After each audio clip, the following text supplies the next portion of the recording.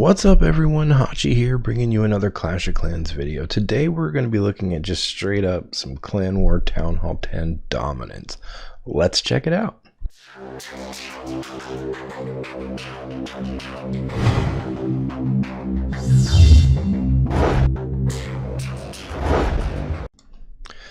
Okay, so we're going to take a look at our most recent Clan War here. Okay. And let's go ahead and look at the details. Now, we found lately that it's been a really successful strategy for us. Our Town Hall 10s are pretty good in this clan, and we're able to go ahead and hit across the board and most likely 3-star on the first go around. That way the 10s can help dip to help the 9s, and the 11s and 12s can help work towards fighting 11s and 12s. When your 11s are always having a dip and your 10s are always having a dip, then eventually you just kind of fall short at the top. So 10s being able to clean 10s is super important. So we went ahead here and let's take a look. We did a good job up top here. I actually on my Town Hall 12 pulled a 6-pack. One of them was a Town Hall 11, so that's not worth bragging about. But I want to focus down here on our Town Hall 10. So first attack we're going to look at here is going to be Scuba Steve. He's also got another account, Anarchy, and he does a pretty good job. So I'm going to go ahead and turn the volume down a little bit here because we're a little bit loud. Okay, so he drops in golems and witches behind to create a nice funnel. Wall wrecker goes in, and then he puts a nice row of witches back there, and then wizards help clean up those outside trash buildings. 3 golems coming in to help tank along with the wall wrecker. Heroes come in kind of at the tail end, getting them going towards the middle. Golems tanking just good. E-Dragon comes out, and you know, let's see, drops a poison to slow that down. Golem's kind of working to the south. Queen steps up, is going to take out that E-Drag. Now, he doesn't have any freezes, which I think is kind of interesting. He likes to use heals. I'm not a big heal fan personally, but that's okay. Everyone's got their own attack strategy. Rage goes down the middle. Bullers come out of the wall wrecker. He puts a jump down to get him out of the middle there. Let's see, those Teslas pop, and they are down as well. Bowlers finish taking out that Inferno as well as the Queen. Queen takes out that last Expo. You got one more Expo that's about to drop. Bowlers take it out, and all the big damage dealers are pretty much dead in this base, which is usually a good sign that you're going to get that 3-star. So you got 3-4 witches to the south. You got a golem tanking up top there, but he's not really tanking. 2 golems up top, not really tanking for anyone, and that's why I'm not a big fan of golems, because sometimes they are a wasted troop space. So Queen breaks out of that middle compartment. She's going to help clear it there. Just lost a bunch of skellies to that big bomb. Witch is doing some damage down the south. Now it looks like, you know, we know he's going to get the 3-star, but his Queen is halfway down, but he's still got the Queen's ability. But the spacing on it is good. The skellies are going to move out, and they're going to take most of the, you know, most of the damage. He loses a witch there to a spring trap. He's got 1 more, 2 more witches and the Queen.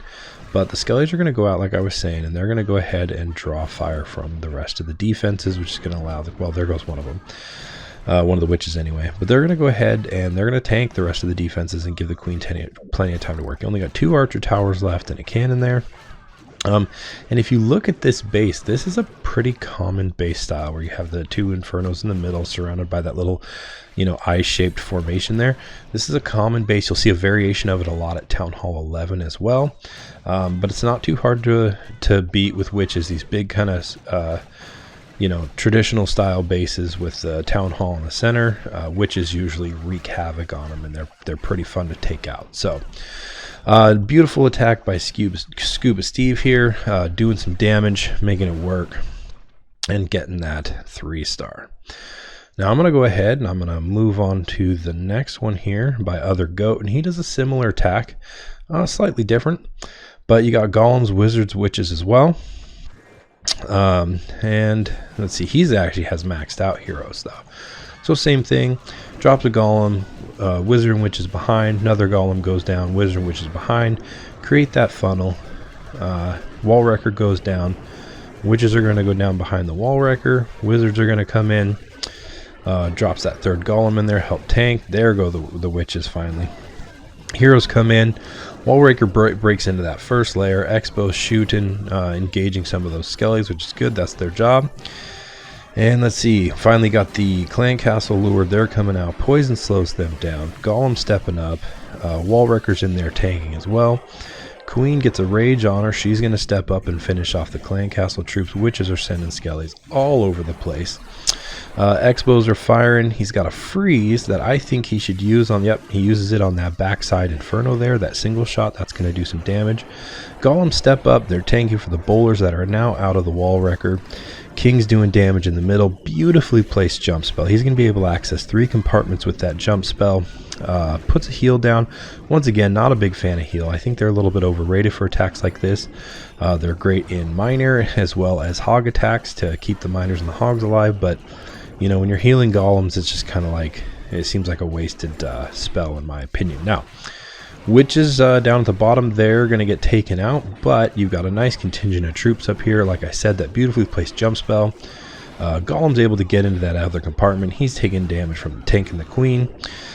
Steps up at level 40. King is going to take him out pretty quick. He's got 3 bowlers left, looks like a couple wizards, and that golem's going to tank perfectly for him. He still has the ability on both the king and the queen, and they're going to move into that compartment and clear the rest of this compartment out. Now he rages the king, not sure why, because the queen's going to be able to take that cannon out from behind the wall, but hey, get more troops in there, speed the process up. That works. Now he's got plenty of troops to go ahead and clean up. We're going to speed this up now.